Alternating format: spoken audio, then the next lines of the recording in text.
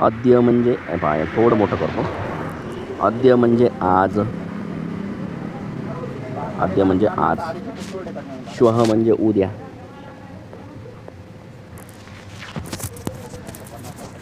आणि ह्यः म्हणजे काल. आता इथं आज, काल आणि उद्या याची माहिती घ्यायची आहे. पहा इथे अद्य आहे. अद्य जर आज मंगलवासरः आज मंगळवार आहे, तर मग ह्यः म्हणजे काल. ही पहा इथं दिलेलं आहे. ह्यः म्हणजे काल.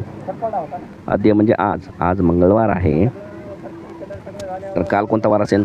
सोमवासरः. सोमवार असेल. तर मग परयः म्हणजे परवा. कालच्या मागचा एक दिवस परवा असतो. परवा काय असेल? रविवासरः. आणि परवाच्या मागचा एक दिवस म्हणजे प्रपरयः. प्रपरयः परवाच्या मागचा एक दिवस.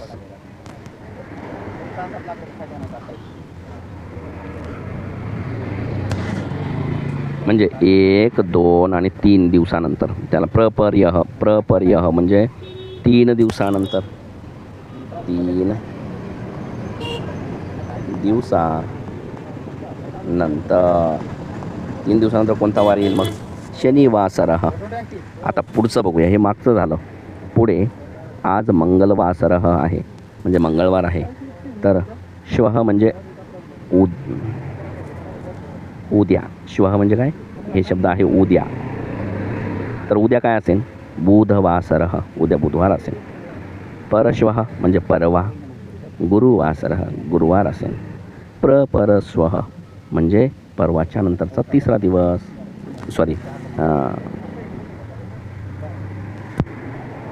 म्हणजे 3 दिवसानंतर असं म्हणूया आपण. प्रपरश्वः 3 दिवसानंतर. 3 दिवसानंतर. 3 दिवसानंतर काय असेल? शुक्रवासरः. शुक्रवार असेल. मग बघा बरं, आता इथे रिकाम्या जागा भरायच्या तुम्हाला. अद्य म्हणजे आज. अद्य म्हणजे आज. आज जर बुधवासरः बुधवार असेल, तर काल कोणता वार असेल? मंगलवासरः. मंगलवासरः म्हणजे मंगळवार असेल. हे पहा, हा शब्द इथे टाकायचा. मंगलवासरः. त्यानंतर परह्यः.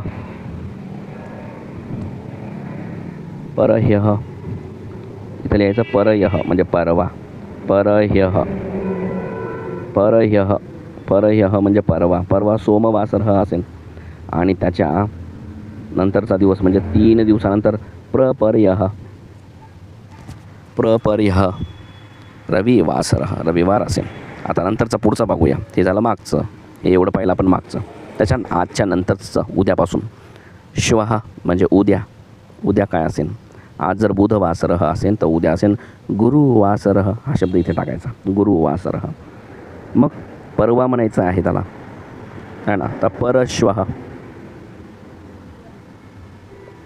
परश्वः म्हणजे परवा. परश्वः म्हणजे परवा.